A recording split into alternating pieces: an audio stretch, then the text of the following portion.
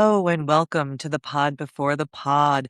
This is where I get to share with you my thoughts before we dig into the episode. And this week, I'm so excited. You might have already seen this if you get the newsletter or the internet, but my company, One Focus Property Management, is one of less than 40 property management companies in the country to be a CRMC designee. And that comes from the National Association of Residential Property Managers, NARPM, my favorite trade association.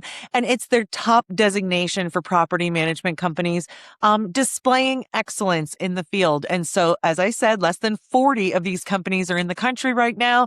And we're the second company in Pennsylvania to achieve this designation. My buddy Yuri out in Philadelphia with Trust Art Realty got his this spring. And now, just in July, we officially received our CRMC. And when we go to Las Vegas to the national convention, we'll be presented with this. I've been working toward this for 10 years, and there's a lot of reasons I wanted this designation and what it means for our company. And it's a great thing to have gotten, but there is this CRMC mastermind session at the national convention. So it's held like in the morning around breakfast time, and it's a closed door session, and it's only available to people there from CRMC companies. And like I said, there's less than 40 in the country. So I want to know what kind of witchcraft they're talking about in that room. I just love to know what's going on behind closed doors.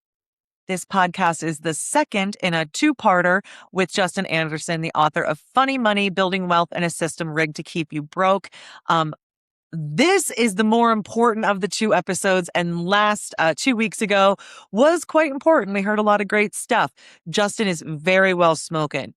He's incredibly smart, and I love what he talks about in this podcast and, of course, in his book. It has changed the way I talk to clients. It hasn't changed my mind about things. I thought these things, but the language he gave me, the frameworks he gave me, made it make sense. And so I've been sharing this book like crazy with everybody I've met, and I'm so glad to have him on the podcast to talk with you here today. Please enjoy. Razzle dazzle, we're the best. No, the courts aren't on your side, but they're not on the tenant side either. Jen, like, you are independently wealthy when you are naked. I am over treating property management the same as real estate sales. I guess I'll lead the witness. I think it's freaking scammy. Welcome to Hold It with PM Jen, the show for real estate investors who buy and hold forever and ever. Amen.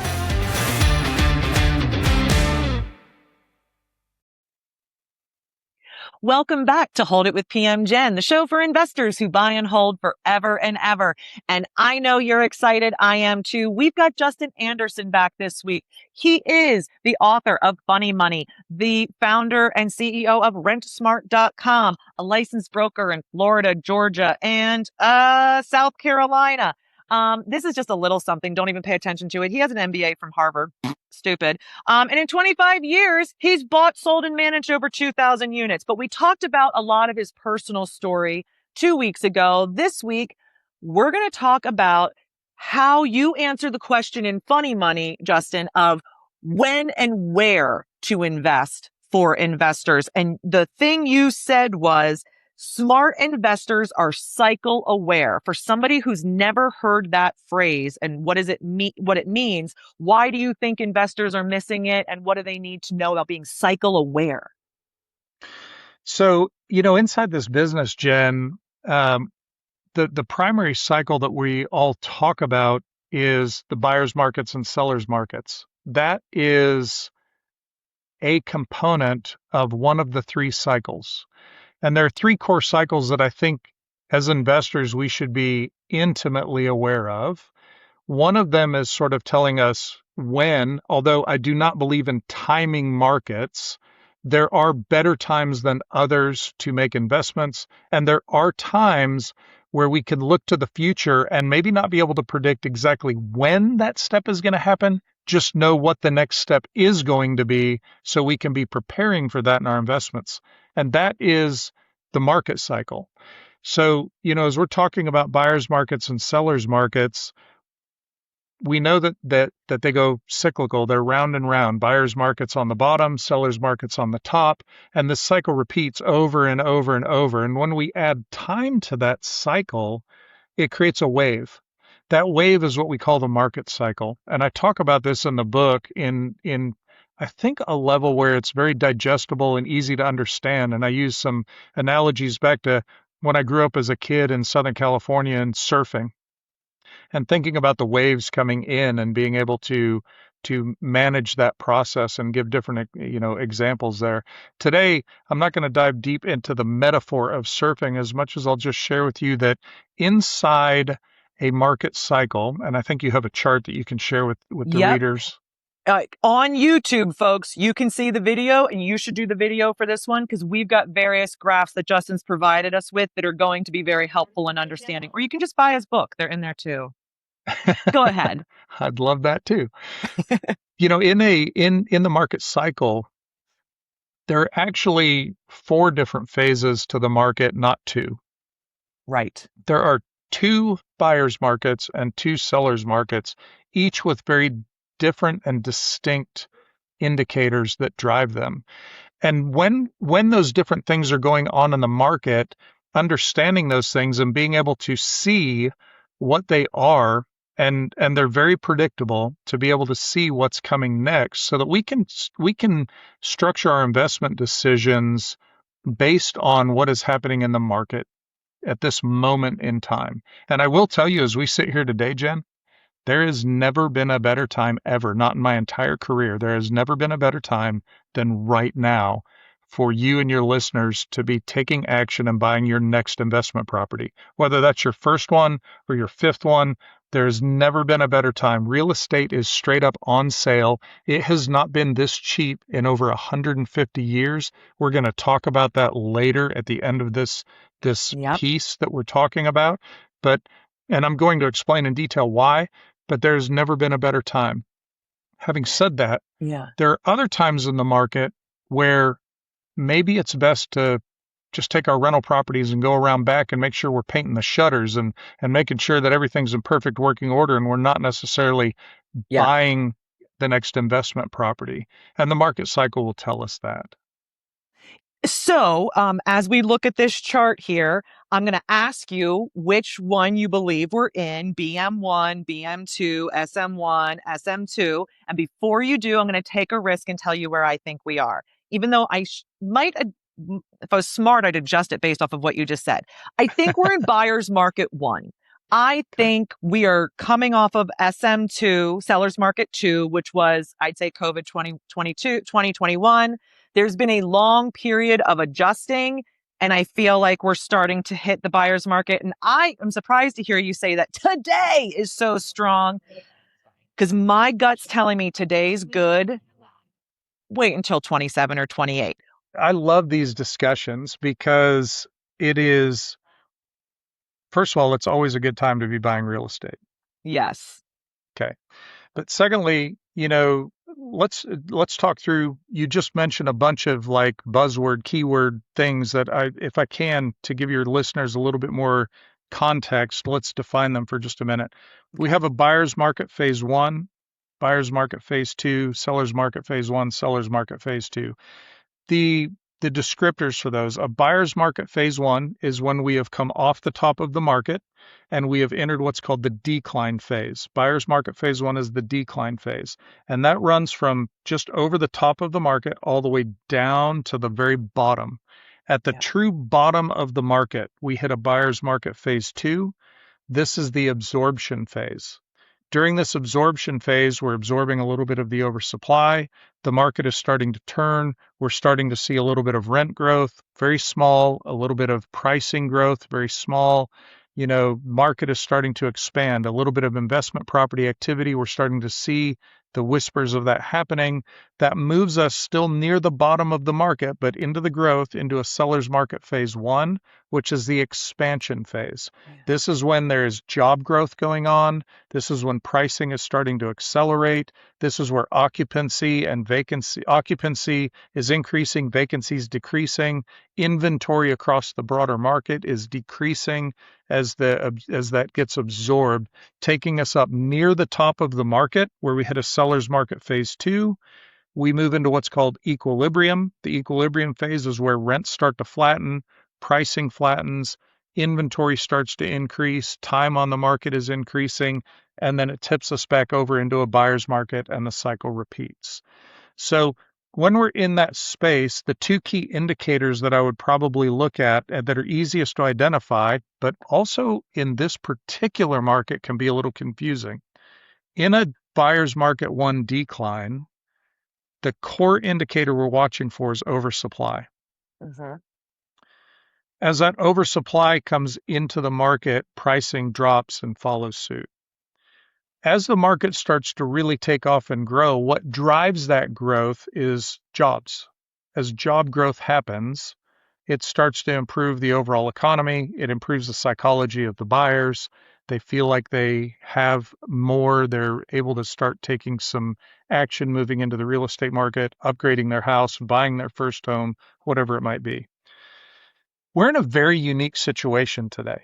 Yeah, It man, you just creates talked about oversupply and jobs, and I don't think either of those things are happening. We're chronically undersupplied, and the robots are taking all the jobs. We're in right? robot So market 1, phase 1. So what does that look like for us, and how do we define what space in the market we're in? And, it can be a little bit confusing because in this period of drop, in this decline phase that we have been in for some time, and if we go back through history, by the way, I'm going to take a little side tangent here to help define some of this. Each of these phases generally lasts between 3 and 5 years, and an overall cycle lasts 12 to 18 years. So it's real easy to see looking back in history, the previous peak, and I don't mean the most recent one, the one before that led to the greatest real estate meltdown at that time of all time. And when was that? When was the peak of that market? The peak of so you're talking about the housing crisis of '08. Wasn't the peak of that in 4 or 5? No, the peak was probably like in '07, and by Oh, '08 we started to see it crumbling, and we saw that collapse happen. So I got into the market at the previous bottom around 98, and we rode right. that wave up until 2007. And at the peak of the market, when everybody, I mean, my gosh, the cover of every magazine, do I have one here? I think I might. Nope, I have the next. I have the actual Forbes magazine that was like the real estate gold rush, and in there it was showing like a Waffle House waitress that had just bought her 11th home, and you're like, what does Warren Buffett say? When everybody else is greedy, I'm fearful, and when everybody's Okay. fearful, I become greedy, right? So when that was happening in '07, and they were loaning money to people that could never repay the loans, we were in a dangerous space in my mind, and by studying the market cycles, understanding where we were headed, and knowing what that looked like in '06, '07, that's what really led me into Oklahoma City, Oh, because I was looking to diversify my portfolio. I was not getting out of the real estate game at that time, but if the market did a catastrophic turn, and again, I don't talk about this part in great detail in the book, but the reality was if the market took a turn, I needed to be in a space that there would be some sustainable jobs to preserve occupancy in my apartments. okay. And for me, the energy markets were that market, because if the economy turned down, the energy markets normally work in opposite. That's when they start reinvesting and drilling new wells. There's job growth. There's, Yeah. some increased production to be able to provide, oil and fuel. All these. So the energy markets were a risk-adjusted uh, choice for me to move into the energy markets. And I started that transition in '05, '06, '07, not knowing when the market was going to peak and turn down, but fully expecting that the very next thing that was going to happen is it was going to turn down. I had no idea that it was going to be that catastrophic. Right. The market turns down. By '09, prices are in an all-out collapse. By 2010, pricing had hit a bottom, but we didn't hit the true bottom of the market till 2012. Mm-hmm. May of 2012, we hit the bottom. The market starts to recover. We start to reabsorb the oversupply. Investors that I was teaching and working with at that time, anybody that bought real estate in 2012, 2013, they wish they would have bought it all.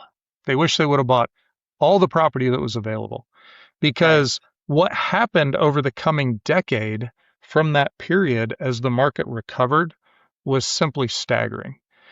And so as we go through this expansion and this growth, and job growth is sort of a localized indicator. It's not a nationwide indicator. Yeah. So, it might be that in Augusta, Georgia, job growth is moving or not moving relative to, say, Dallas, Texas, or wherever. Mm-hmm. So we do want to be looking for job growth, in the markets that we're looking in and we're investing, whatever your hometown is.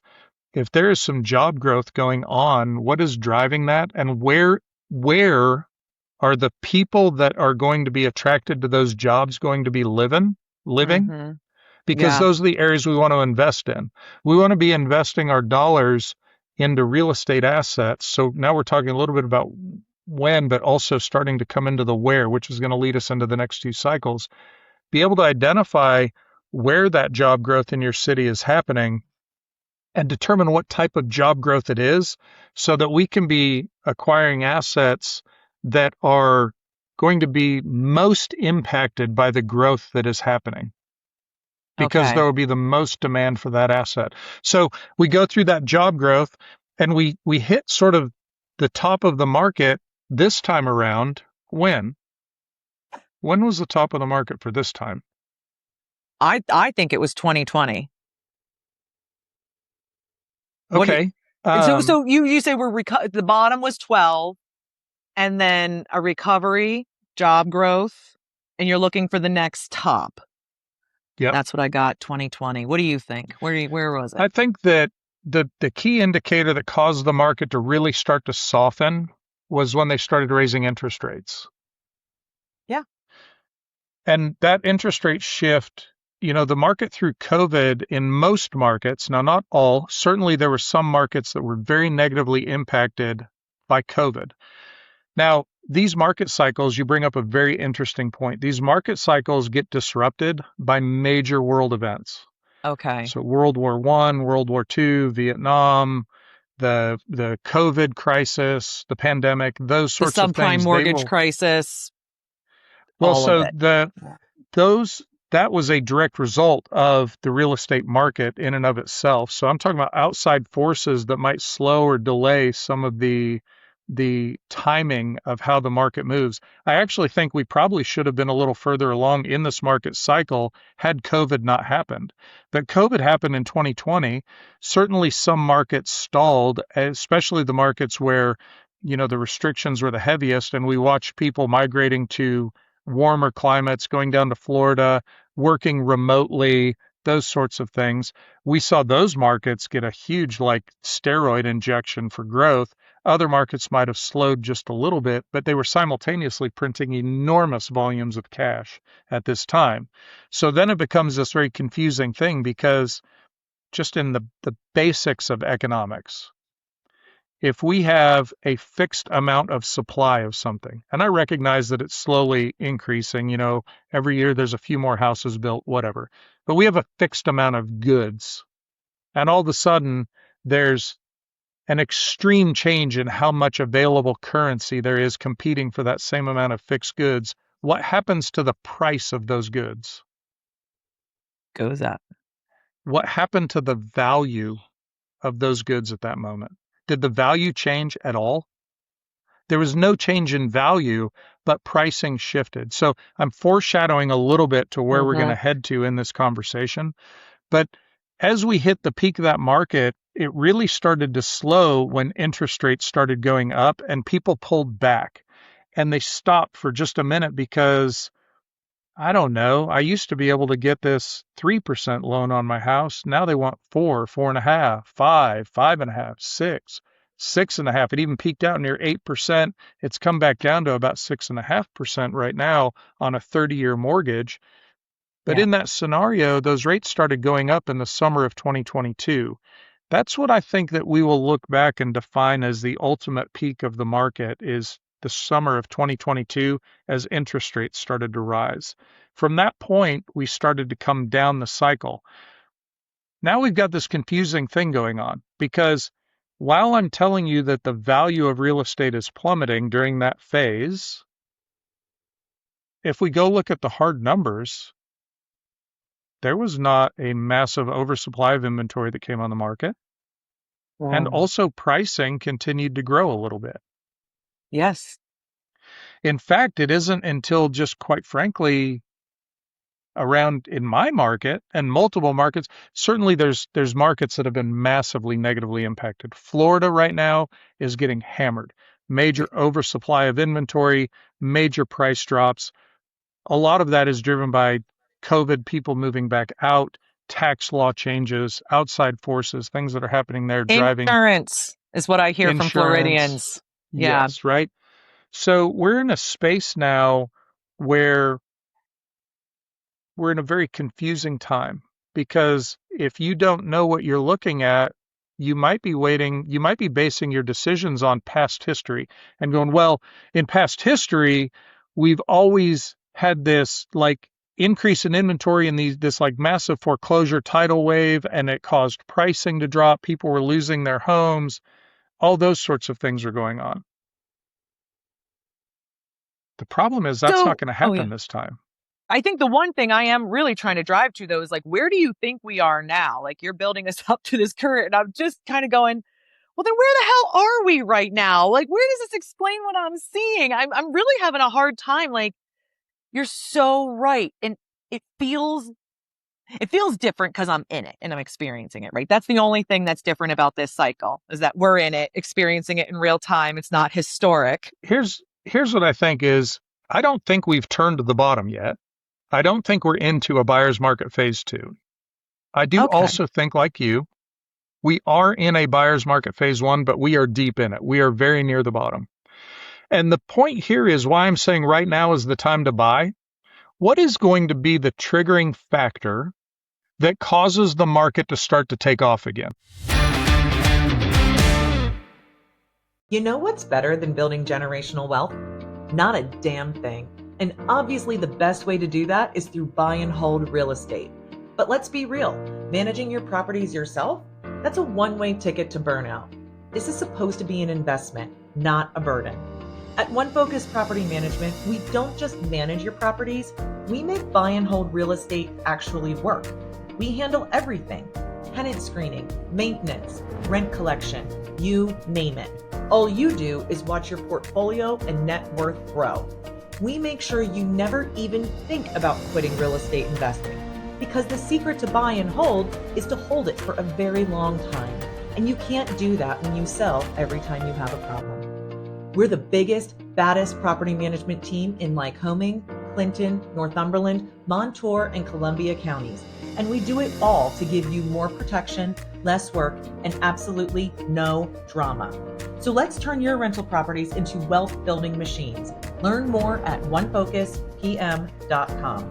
That's onefocuspm.com.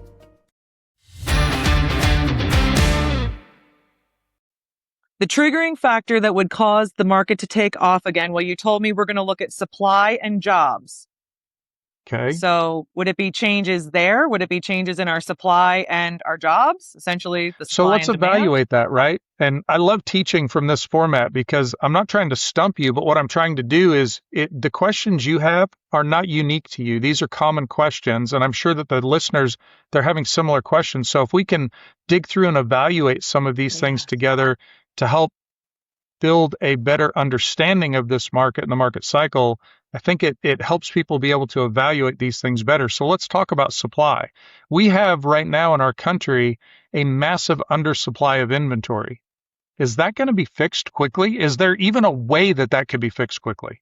There isn't. I talk about it. 4.5 million housing units short. You can't build your way out of that. You can't legislate your way out of that. You can't do home buyer programs to get out of that. Like, and you That's talked a about our 10-year supply wasn't solution. changing over those years. We haven't been building houses at No. all at the rate we needed Nope. to be in the last 20 years. But okay, so yeah, we are So- undersupplied so- chronically. And that's a 10-year problem. That we are not getting out of that problem for the next 10 years, which when that supply problem isn't fixed during this next growth phase, it's going to amplify the growth because in pricing. Yes. Because there's not going to be enough available inventory as the market recovers. So supply is not the problem or not the trigger point.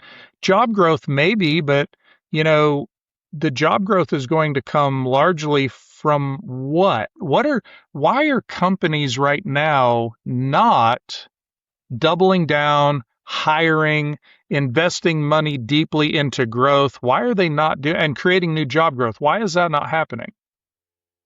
I'm sensing uncertainty, like just normal consumer sentiment, uncertainty. Right. And so what is it going to take before investors or businesses start actually moving money back towards that type of activity?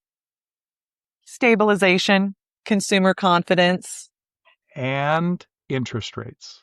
And you The want to cost see of interest rates capital go right down. now. You don't think this is a rational place to be. You think they belong a little lower? I think this is a very stable place to be. I think this is a healthy place for the market to be, but it's also not a reality of where we're going to stay. Now, I don't necessarily expect us moving back towards 3% rates, but in order to get this economy moving, cost of capital must come down. The interest rates must get lower in order for businesses to be willing to borrow capital to invest into their businesses, in order for investors to get off the sidelines and start playing. When those interest rates start coming down at all, I don't know when that's going to be, but when that trigger point happens, it's going to trigger the market to start to grow. Right. What happens immediately following an interest rate drop to pricing? It goes When we up. have no supply, the pricing is going to escalate dramatically. So here's my point. Do we wait until we can see definitively the market is recovering and then pay substantially more in dollars to buy the same investments? Or while we're on the same place on the other side of the curve at the bottom, we might go a little bit lower before we recover. But if you're a long-term hold investor, what does that matter? So we go in and buy now while we have maybe a bad interest rate. But when interest rates change, we can refinance and own the asset at a much lower dollar price point. Yeah. And then we ride that growth wave. Yeah. Okay. So you're looking for interest rates to change, like that when interest rates change, we're going to see those prices rise. And you're calling for buy real estate today because you believe we are toward the bottom of buyer's market phase one. And I've been saying maybe a little bit more conservative, quite frankly. I've been saying I think we're moving into that phase. As I told you, I think the next couple of years are going to be interesting. So my instinct isn't telling me we're as close to the bottom as you seem to think, but you're in Atlanta and I'm in a tertiary market in north central Pennsylvania. We're slower to do everything here. So maybe we are a little bit. I'm actually in Augusta, so I'm probably in a secondary or tertiary market like you. I'm not in Atlanta. Oh, I'm so sorry. I hear Georgia and an A word, and I think the whole state is Atlanta because I'm just a dumb northerner. Yeah, okay. And so, and the other thing I kind of think of is, which is shocking for an elder millennial, I say people my age are very new to reasonable interest rates. And we and the whole real estate industry and everybody in the news acts like we're owed 3% mortgages when my friends were getting 3% or even some cases sub 3, and they were bragging and acting like this was just, and that they were so smart. I said, you put that freaking thing in a frame and show your grandkids. Nobody will believe it. It is an anomaly. Good on you. Never sell it. Keep it, whatever, as long as you have that debt.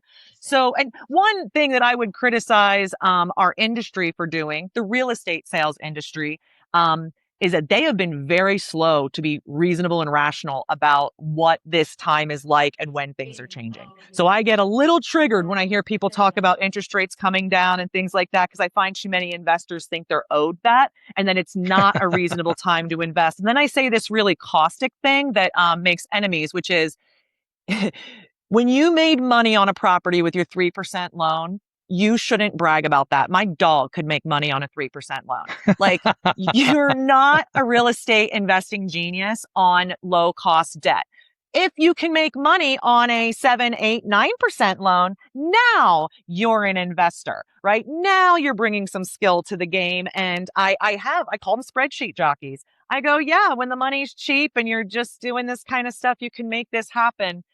So we've really, and we're getting a little bit into the gold, but I want to back up because the two of the cycles, the neighborhood and the property life cycle, please tell us about them, because this put to words and pictures what I'm constantly trying to share with clients when we assess assets to add to their portfolio. So please help explain to the listeners what we should be looking for in those two life cycles. Sure. I think you're right. This is an appropriate place to let's pause this price value and come back to that in just a minute, because what you buy matters as much at this moment in time based on your resource triangle that we talked about, your time, your money, and your knowledge. What you have available, what you buy matters a lot. So, and the neighborhood cycle and the property cycle define very clearly what you should be buying. And there are too many investors that think they got this great, amazing deal, and their exclusive measure of that is how many dollars they paid for the investment.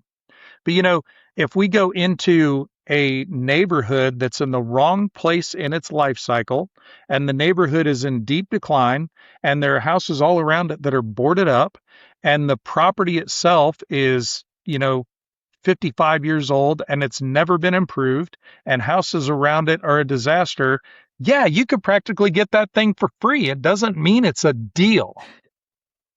So Exactly. understanding this at a little bit more nuanced level, every neighborhood goes through a similar life cycle. And it starts out that when a builder develops a neighborhood, they start the pricing as low as possible. And over time, they increase pricing until the neighborhood is completely built out. At which point, that's somewhere in the normally 7 to 10 years. At that point, the neighborhood starts to flatten in pricing and value growth, and it becomes a little more stabilized to where it's a slow, steady growth period for the next 20 years, roughly till we hit about full depreciation, 27 and a half years or 30 years in that range, where neighborhoods do one of two things. They either start to go into deep decline and never recover, or they start to turn where new families come in, generally because the school system is really good and they want their kids in that school system, and they can go buy a house that needs a little bit of TLC, and they improve it and start that cycle over. And they start the growth, goes into a plateau and declines again. And we can all identify neighborhoods that have done that for 2 and 3 cycles in our local areas. Some neighborhoods, though, they go into this deep decline and they stay there for an extended period. They bottom out to where the real estate has no value. It's the underlying land that has any value. And it takes some major outside force to come in and shift that. The city decides that they're going to, create a tax incentive so that growth happens there. They're going to have some initiative for, housing to be redeveloped and regentrified so that there can be new growth and bring these homes back to life. And maybe it's a historic district. Maybe a new business comes in that they've created a tax incentive for a business to set up and create employment down there so this housing area can be restructured. The issue with most of those neighborhoods is you don't want to be the pioneer that's the first guy running out there buying the house, just knowing that someday this is going to happen. That's craziness. That's speculation. That's not investing. Yeah. It's speculation. I mean, go buy a property and tell me the state's going to put an exit ramp off a highway there and it could happen. But Yeah, and that's not for the regular investor. And I've seen people try to do this. They go, I want, a lot of times this gentrification or this taking this neighborhood that's at the bottom of its decline, it's altruistic sometimes with investors. They have their business there and really when they talk to me about it and they go, well, I want to buy this building and do this with it. And I go, that's a drop in the bucket, my man. You need to be doing parcel acquisition and do it a block at a time. Like that's big boy stuff. I got some, they're prospective clients. They'd love to be clients in Mifflinburg, which is a very small town. And I'd love to work with these guys, but their portfolio isn't in the right place yet. And it's exactly this issue. The properties are at the bottom of their life cycle. The neighborhood's at the bottom of their life cycle. They have acquired the parcels. They do own a significant amount, but they don't have the capital to do it in one foul swoop. So they're DIYing slowly. And listen, they're young guys. They'll get there. Like they're a little cash poor right now and that sort of stuff. They'll get there and they'll make that mark on that community and it will be great. But it is tough. This is not for your average Joe. And that's kind of what I've been telling people. I went out and just after I got your book a couple months ago, I went out and saw this 4-unit for this prospective client who his goals mean he needs to buy A and B without major renovation efforts because he's not really able to withstand that and the risk and the knowledge. He really needs to be handheld at this beginning point. And he keeps picking stuff that the only thing he'll tell me is, well, the numbers work. And I get there and I see why the numbers are so attractive because they're imaginary. Like imaginary things are always more attractive. And the only thing I've tried to talk him through where this is at. And that's why I appreciate these graphs so much. In fact, I sent him the book. I was like, get the book. Nice. You need to understand this. But it gave me the words to start to say why you shouldn't buy this, even if you think you put $150K into it, that it's going to get it there. It's still sitting here in this moment in time. And I say things like that. You're still sitting on the 400 block of Center Street in 2026. I don't know what's going to happen in 2040, but I'm not willing to take that ride with you based on the data I have today and what you're bringing to this. Now, if you have a contract on 2 city blocks, let's talk. Let's move a neighborhood. Let's be developers. So do you feel like you can tell where a neighborhood is in its life cycle by an hour spent there? Yeah, for sure. Because, not only can you see individual property condition, but we can gauge where a neighborhood is in its life cycle based on 2 things. One is how old is that neighborhood?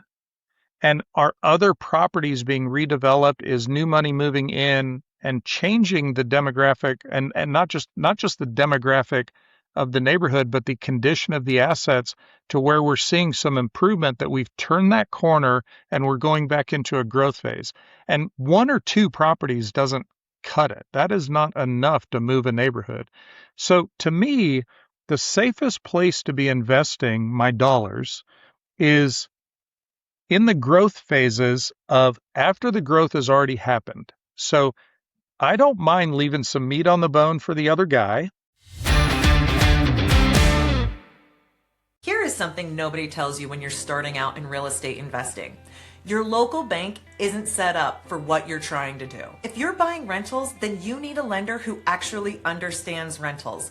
That's why I refer clients to Lending One. They are a DSCR lender, which stands for Debt Service Coverage Ratio. And it means a few really important things for investors. The underwriting is quicker and easier. They don't care about your W-2 income. It's based on the income that the property produces. Their rates are competitive and they offer all the financing flavors you could need. Fixed to flip, fixed to rent, construction, bridge loans, permanent financing. They even have a portfolio program if you've already gotten started. I'm shopping my next deal with them, and several property managers and their clients that I know are using Lending One and are thrilled. And I want you to have the same access to lenders and experts that I have. Click the link in the show notes to get started working with Lending One. By using that affiliate link, they'll know you're working with me, and I may receive a commission that will support the show. Thank you.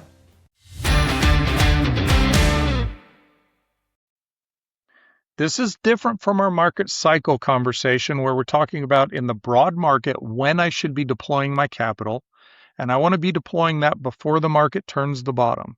when we're picking a specific asset, that neighborhood and that property, the properties around it, what drives the neighborhood, that needs to have already turned the bottom.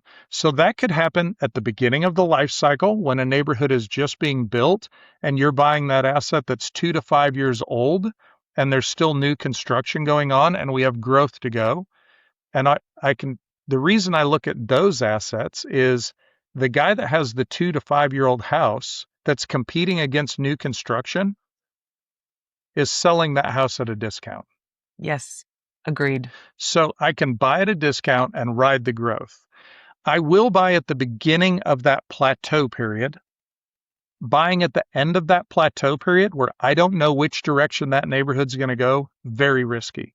We're also at a space at the end of that plateau period, that 30-year cycle, where a property is near the end of its life cycle. So the property might look super cheap. And you're like, well, I could fix that. And for 30 years, this has been a great neighborhood. Okay. But do other people feel the same way? And are they putting money into this neighborhood and we're seeing it rejuvenate and grow again? Has that started? Or are you the first guy that's got a dream that this could happen and you aren't sure? Because that risky place could cause that neighborhood, if you missed it, it could cause you to ride that wave all the way down to where that house is worth the land value. Okay. So I want to make sure I've turned in those neighborhoods, or I want to be down at the very bottom when the outside force, the county government, has come in and created a tax incentive. Something's going on and other investors are coming in and that neighborhood's already started to turn. And yes, I might be paying a little bit more for that asset if I buy it now versus had I bought it 3 years ago on the gamble that this would happen. Yeah. I'm okay with the security that this is actually happening and I'm paying a little bit more money up front. That's investing, not speculating. So, Right. that is the three phases in the market, because if we're near the end of that plateau or we're in decline, there is a great risk that that property never recovers and you bought a cheap property, not a good deal.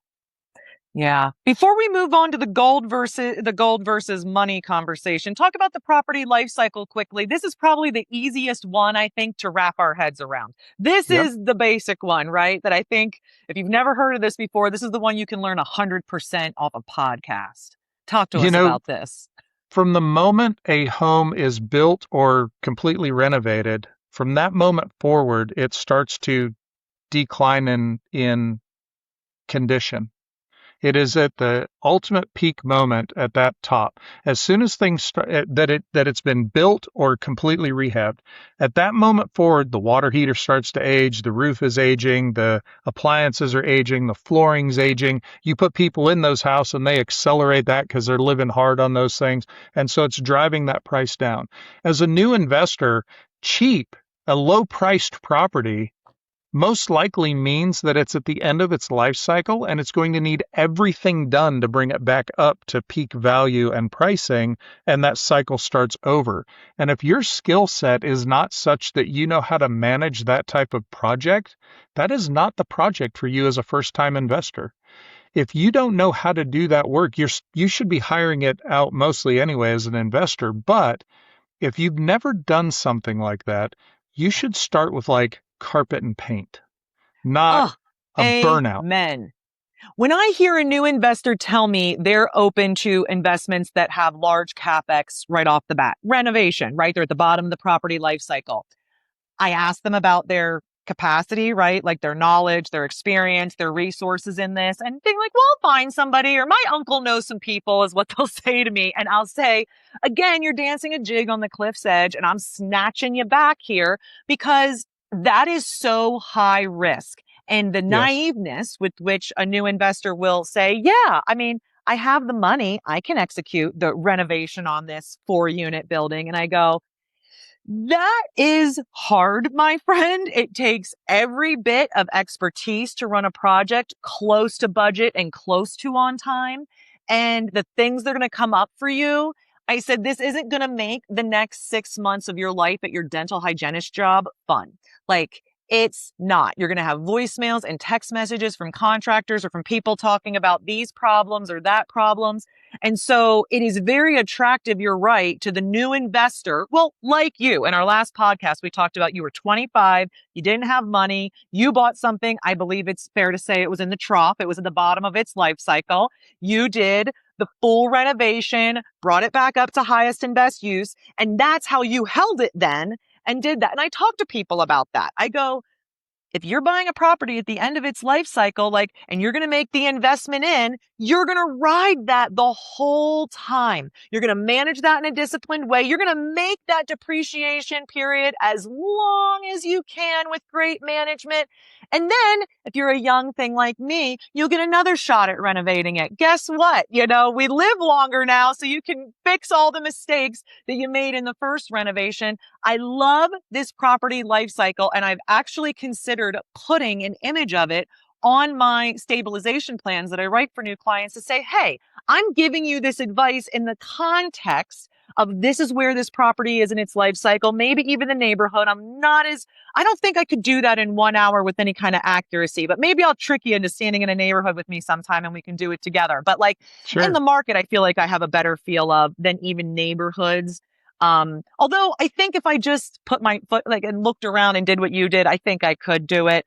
Thank you for going through that in so much detail. And guys, get the book, watch us on YouTube. These cycles make a lot of sense. I want to use the remaining time we have to talk today about what I keep ranting at people about in their homes and on calls, this discussion of price versus value and how you come to this conclusion that real estate's on sale despite the prices being higher than ever. Walk us through this, Justin, please.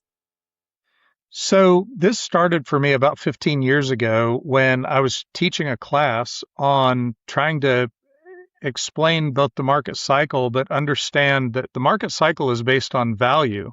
And people were trying to grasp this concept of, well, how do I know what the real value of these pieces of real estate are? How am I supposed to know that?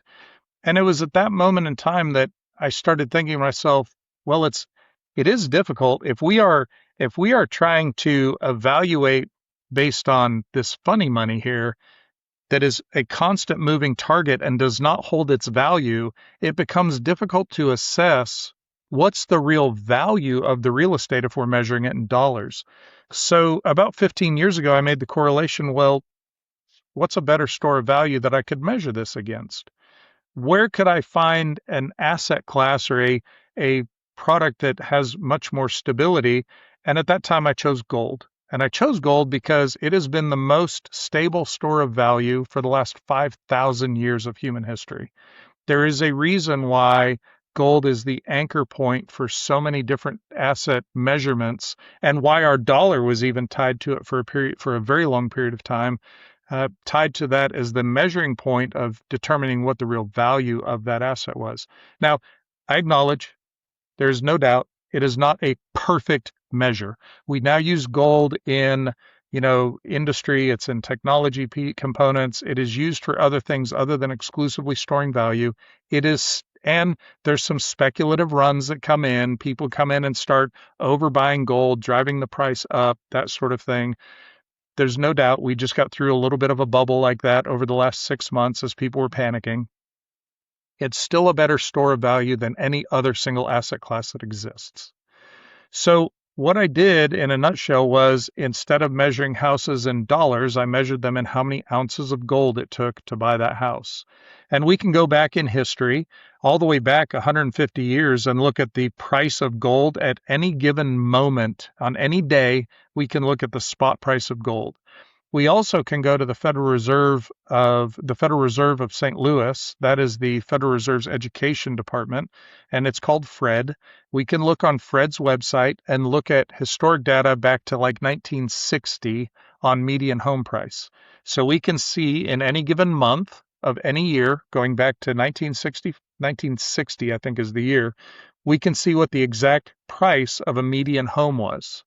So if we then take the spot price of gold and divide that into the price of the median home at that point, we can determine how many ounces of gold it took to buy that median home at any given time. as we look through history, those, what is it now, 65 years over this period, we can see that the average has been around 350 ounces of gold to buy a median home. Mhm. At times, it has spiked as high as 800 ounces. The lowest it was prior to this current period, and I'm giving you sort of the Cliffs Notes version because of our limited time. Yeah. The lowest period before this was in 1980 when interest rates were at 17% and housing was trading around 113 ounces of gold. Well, Right. today, median home price is sitting right at around $400,000. The spot price of gold, as you and I sit here today, right now, talking on this call, Mhm. is $4,139 an ounce. Okay. So if we divide 400,000, I think it's actually 403,000 is median home price when I looked it up last week. Oh my gosh, I'm Median, doing the math in my head. It's sub 100, is it not? it is. It is 97 ounces of gold right now. So you can buy a median home for 97 ounces of gold. That is cheaper than it's ever been in recorded history, other than a few weeks ago when there was the speculative bubble in gold and gold price spiked over 5,000.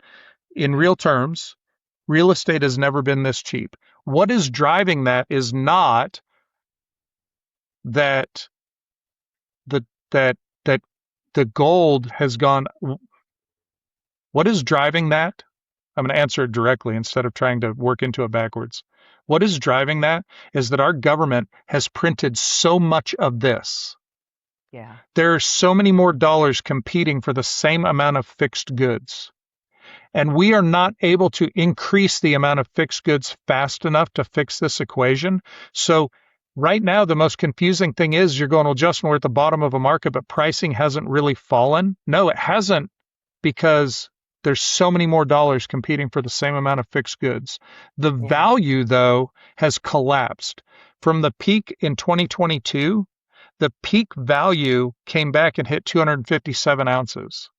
Yeah. Today, we're at a third of that. When this market recovers, Jen, maybe we won't move back towards 350 ounces in this next uptick, although I think it's possible based on the extreme supply shortage that we have. When we go to this next peak in the market, if we only go back to 250 ounces of gold for this median home, gold is not meaningfully dipping below $4,000 an ounce. So if we work this math the other way, 250 ounces times $4,000 an ounce is $1 million for a median home. I was going to say. Now, the thing is this. The gold is not necessarily going to, it might, from a speculation period, it might dip just a little bit, but our government has printed so much money, and I talk about this in my book.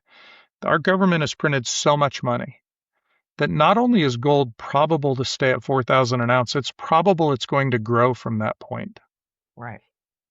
Because our government is not stopping the printing of money. They are not. It is the new financial world we live in. This is the new world order. We have a fiat currency that our government can print without restrictions. Yes, you're entirely correct. And one thing you said in the book that stuck with me was about the role of money. That money is a transfer of wealth. What money Yes. is the way we move wealth from one investment or machine to another.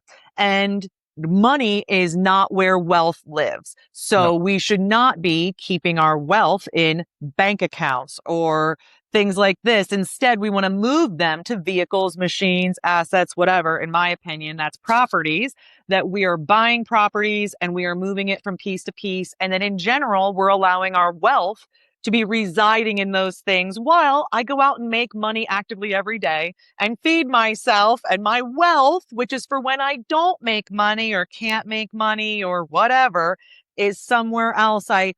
That really made a lot of sense to me and made me even look at the money I had liquid sitting there, right? I have, because I'm a real estate investor, I got to keep a little bit around just in case like somebody texts me something crazy. I might have to make an offer tonight and put in a check. I go, oh, do I really want that sitting there? Do I because you can always get money. I mean, you can, as long as you're willing to make a call and, put on a tie and go to the bank, you can pretty much get money.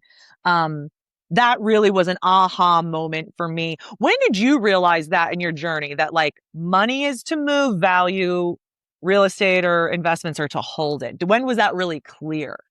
I don't remember it specifically like what particular year that was, but it was when my mentor told me that concept that when a man with money meets a man with knowledge, the man with the knowledge leaves with the money. Justin, your objective should not be chasing money. Money's a tool. It is a tool with two purposes. That purpose is to either create incentive for other people to generate wealth for us. Our contractor gets incentivized to earn money to improve our asset for us and go fix a house for us. Or it is used to transfer wealth so that I don't have to barter, and find somebody who wants to do a direct swap of two houses. I move the asset temporarily into money and then back into another asset. And that is the only purpose of money. Especially in this modern era that we live in, we certainly need money, some liquidity to be able to buy groceries, pay our bills, those sorts of things. But beyond that, if you are hoarding cash, as Rich Dad says, savers are losers, because those savers, our money is devaluing every single day. So Yeah. holding cash is not a great investment strategy. Beyond just your normal liquidity needs, putting that money to work for you inside an asset. And now you understand, after we've just talked about this, Jen, and tell your listeners, you understand not only why now is such an important time to do it, but what type of asset based on your resources and your skills that you should be chasing and why. If I look at these graphs, when in my neighborhood life cycle, I should be buying in the maturity period, but not at the end of the maturity period, but within that maturity period. In the property life cycle, I would be good to buy it in the new build or in maybe the first half of depreciation. Well, that depends on your skill set, right? I mean, if you were like me, that I know how to go personally fix all these houses and I have tons of time and no job when I got started, great. Going and buying a house that needed me to tear everything out of it down to practically the studs and rebuild it, fine. But if I've got a full-time job and I have limited resources and I'm going to have to hire out all the work and not be earning cash flow during that period, I should probably buy something that requires a lot less work, like 2 phone calls. I can get carpet and paint and get it on the market to rent the thing out and start getting cash flow. I should be doing that type of investment. So it depends on what your skills are. Now, if your whole objective is just to get some knowledge that you want to learn about a house and you're going to spend the next 2 years rehabbing a house every weekend and every night after work because that's your jam, knock yourself out. Just be prepared that you're not earning cash flow during that period. And that, by the way, you're not learning to be an investor there. You're learning to be a contractor. Absolutely. And by the way, you'll never finish that house. And maybe I'll piss you off enough How do you by know? saying that you'll do it out of spite. And if so, you're Yeah. welcome. But no, you won't, because the kid will join a soccer team and now your weekends and Mondays and Wednesdays are gone. And I got to tell you, in 2026, these people are prioritizing their children. They will let that asset sit. And I get it. Like I would do the same thing. I would be with my children, but in that case, you shouldn't have that on your books. And then when I look at buying in terms of the market, I'm buying in buyer's market phase 1 and buyer's market phase 2. Sounds like that is my sweet spot, but that's right now. You've made a very compelling case that this is right now. I love this. And what are you telling, like, what is the 1 or 2 lines? Because you have clients, right? Investor clients at your management company. You still have one? You still have a management Yeah, I company? mean, we're a small boutique firm. I run about 250 units Okay. with a small handful of clients. Well, a little bit bigger than a handful, but we're a small boutique firm, and we are we are now in a buy cycle. The buy window is open. With my clients, we are doing 2 things. We are repositioning any asset that they are, depending on where they're at in their investment career and their investment life, particularly my clients that are a little bit closer to looking to live on freedom and cash flow, not getting the calls about the capex, that sort of thing. We are repositioning assets. Any asset that you don't want to hold for the next 10 to 15 years and you don't want to have all the major capital expenditures coming up, we are repositioning those into newer product that isn't going to face that. Any client that has a little bit of cash reserves opened up, we are actively pursuing and closing deals. We wrote we put 7 homes under contract in the last 13 days, 14 days, Wow. because I practice what I preach. I mean, it is the buy window right now.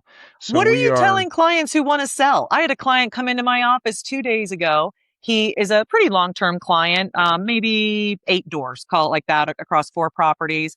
And he's young. He's maybe getting close to 40, but he had an accident. He actually had an accident on a site and hit his head, and months in an ICU and recovery. And he came in and he said, "We're selling it all." why? Why And is he selling? What's he going to do with the money? exactly. it- he isn't clear with me. And I know what it is. He's fearful. He's fearful he's not going to be able to do the work on these properties anymore, which is something he did. And I think will continue to be able to do, but his recovery period is longer. And I don't really know, but I'll tell you, this environment has freaked some people out. It's made them skittish, and hitting that sell button has come a little too easy. And I'm really trying. So if a client came in and said that, is that your question? Where are you going to put the money? Well, so I mean, with the limited information you've given me, Yes. the thing that I'm going to talk to this particular individual personally, what I would be talking to them about is, trying to get a gauge on, is there some financial pressure that they need to sell these assets because it's financial pressure, or is it the other where you're concerned you're not going to be able to do work on these? Either way, we can solve the financial pressure with these assets for you without selling them. But if it's the work on them, that's a great conversation for us to reposition those into assets that aren't going to take that much work. And your cash flow is not going to change right now, Jen. You and I know this, but I don't know that all listeners think about this. But what ultimately generates cash flow for you is equity. If you have no equity in a house, you have no cash flow. But if you have cash flow in a house, it doesn't matter if I own 800 apartments. If my cash flow is $100 and I take that 800 units and transition it down to 20 units, my cash flow is still $100 because the equity I had in those properties is what's generating it. So if you have no cash flow, it's because you also have no equity. So we should be working towards building equity, investing in these assets, building the equity, paying down the principal, buying assets that are in places that the equity can grow. If we have equity, like this gentleman I hope has, and he Yeah. needs to free up some time and possible financial resources, reposition these into assets that don't have major capital improvements coming down the pipeline and maybe no maintenance because they're a little newer product. You could buy 1 home, sell all 8, and buy 1 home cash. And your cash flow is probably the same as what it was in those 8 deals. And that one house is not going to give you all the headaches of those 8. Now, I'm not advocating for that, by the way. It depends on his situation. But Right. that's the conversation I'm having. I do view us as professional managers. I view us as investment advisors. And our job really is to look at each individual situation and help evaluate, what do we need to do to meet your goals? You know what's not going to meet your goals? Selling this real estate and giving Uncle Sam 50% of your money. That's the opposite of your goal. Especially sub 10 years into your investment. I met this Yes. investor 10 years ago, and they built this portfolio over the last 10 years. They probably haven't bought anything in 5. Um, I'm really But proud of that them. I'm also really means they proud of the have work. equity. Yeah, they have equity. They If they do. bought it, yeah, more than 5 years ago, they have Yeah. equity in these deals. Reposition that equity into something that doesn't require as much time. Yeah. I'm working Yeah. on it by talking to people like you, by reading books like your book, Funny Money. I'm working on being better able to counsel and work with my clients in all their different situations. And, keeping in mind, I am not a financial advisor. I always tell people that, but I am an asset manager for real estate. There isn't anybody who understands how rental real estate in North Central Pennsylvania works better than yours truly. And the same would be true for you there in Augusta. You and your money is where your mouth is. Your day-to-day is where your mouth is. You're the expert in this. You have spent so much wonderful time with me, Justin. I can't thank you enough, and I know my listeners do too. And they can thank you by going to rentsmart.com and looking into your product. Why don't you tell folks, again, what do you offer for the do-it-yourself investor or maybe property managers out there through RentSmart? We are a leasing workflow software. So we handle everything from the listings to all the major syndicate sites to the showing and the showing coordination, both self-access and in-person showings. And the most important part is the screening component. Our software does AI validated screening to match your criteria. So you decide what your criteria is, you input that into the software. When an applicant comes in, we are cross-referencing that, or AI is cross-referencing that to validate documentation from an applicant. The best part about it is it's free. Our revenue stream is derived exclusively from the app fees that come in off of tenants. I recognize that for larger professional managers, they might look at that as an income stream. I'm going to argue your payroll exceeds the cost of what your profit is to screen those applicants. For the small landlord, the individual investor, you don't have access to even tools that you could pay for. Going to some of the big players in town, you're going to be paying a very expensive cost per unit with minimums that you may not meet. We're free for you to use our software, and we'd love to help you. And it sure beats TransUnion Smart Move, which was the standard for the longest time. I mean, all I do is I'm in all the forums and I see, I'm going to be looking for a tenant. How do I do applications and screen them? But, rentsmart.com is the expert top of the market solution. And guess what? It's free for you. Thank you so much, everybody, for listening to me yet again for almost an hour of your free time and without even a gun to your head. Get funny money, links in the description, and we'll do what we do every time. Bow our heads to buy and hold forever and ever. Amen. See you next time. I'm so obnoxious. People ask me all the time, what do I use? What do I have in my desk, my office, my truck? What do I give new property managers on their first day at work? So I built an Amazon store. It's the actual things I use, the books I read that shaped my opinion on this business, and the tools I use every day and tell my clients to buy. If it's one of my best tips or tricks and it's available on Amazon, it's in that storefront. Check it out. The link is in the podcast description. And if you buy something, I will make a small commission. So that supports the show. Thank you.